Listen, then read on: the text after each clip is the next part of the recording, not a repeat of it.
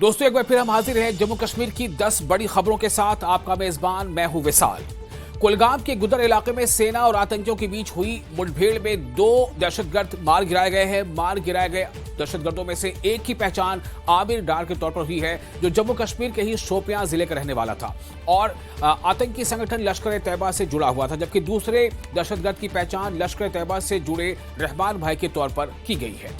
श्रीनगर के लायापुरा के आलियाबाद इलाके में नूरुल ऐन वेलफेयर फाउंडेशन ने 70 से ज्यादा यतीम और बेसहारा नौजवान लड़कियों को शादी मदद किट दी। ये उस मुहिम का छठा फेज था।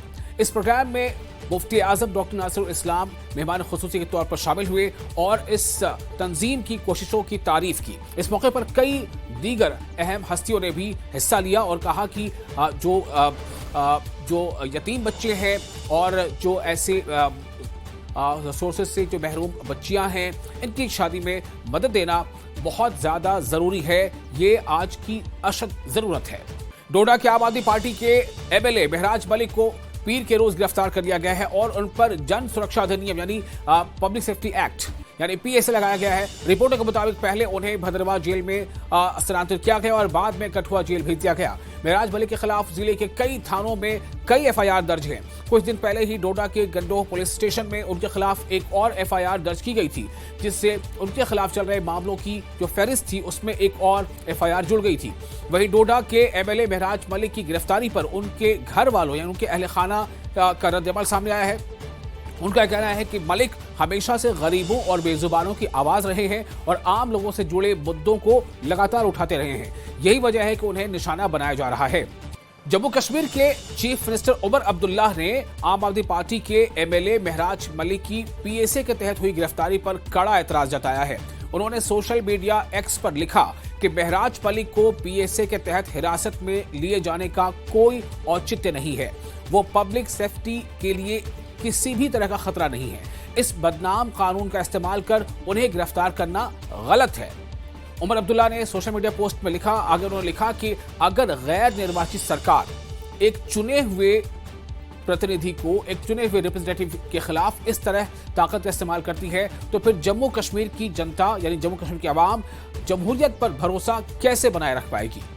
और वहीं पीडीपी के एमएलए वहीदुर रहमान परा ने महराज मलिक के खिलाफ सार्वजनिक सुरक्षा अधिनियम यानी पब्लिक सेफ्टी एक्ट पीएसए के इस्तेमाल को जमहूरियत पर हमला करार दिया है। इस मामले में उन्होंने जम्मू कश्मीर के चीफ मिनिस्टर उमर अब्दुल्ला से कार्रवाई करने का आग्रह किया और कहा कि एमएलए की जो संस्था है, जो जनता की अंतिम आवाज है, आखिरी आवाज है, उससे चुप नहीं रहने देना चाहिए।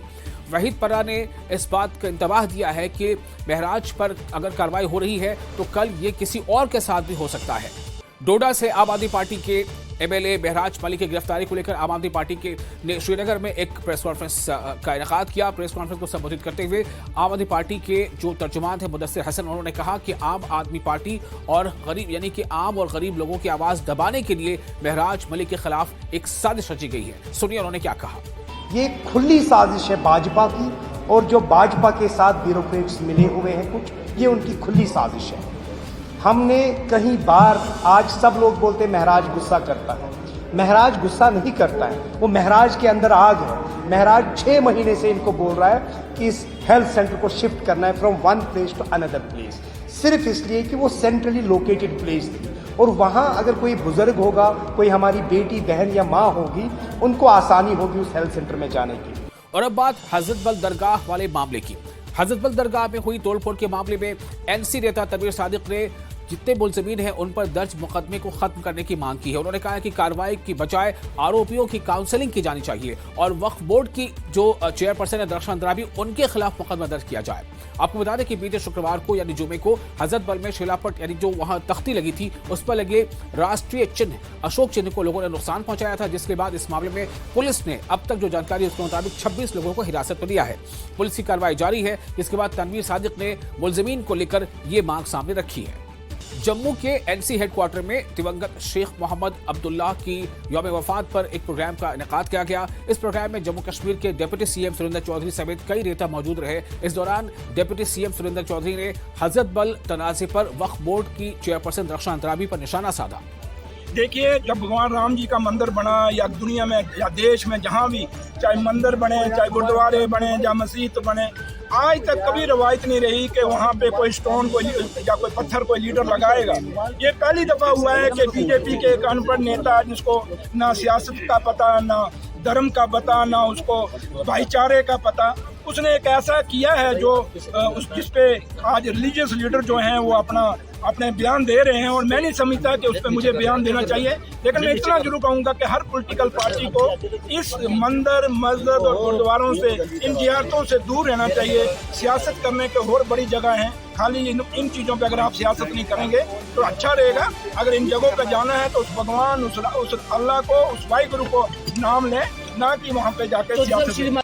और वहीं नेता विपक्ष सुनील शर्मा ने नगरोटा के जगती प्रवासी शिविर का दौरा किया और बाढ़ और बारिश से मुतासर कश्मीरी प्रवासियों की समस्याएं देखी। उन्होंने फ्लैटों की छतों में दरारें और पेयजल संकट को गंभीर बताया और मरकजी हुकूमत के पास इन मुद्दों को उठाने का भरोसा दिया। उन्होंने कहा कि बीजेपी की रिपोर्ट में भी इन बातों को शामिल किया जाएगा। साथ ही उन्होंने कश्मीरी पंडितों के पुनर्वास यानी रिहेबिलिटेशन पर सरकार की जो प्रगति है उसका जिक्र करते हुए रिहेबिलिटेशन प्रोसेस को कामयाब बनाने का भरोसा दिलाया है। बारामूला में क्रिकेट का जुनून देखने को मिला जब साबिक इंडियन टीम के कप्तान अजहरुद्दीन ने नौजवान खिलाड़ियों के लिए एक ट्रायल का इनेकाद किया। यह ट्रायल भारतीय सेना, ह्यूमन एड सोसाइटी और डॉक्टर आशा के सहयोग से हुआ।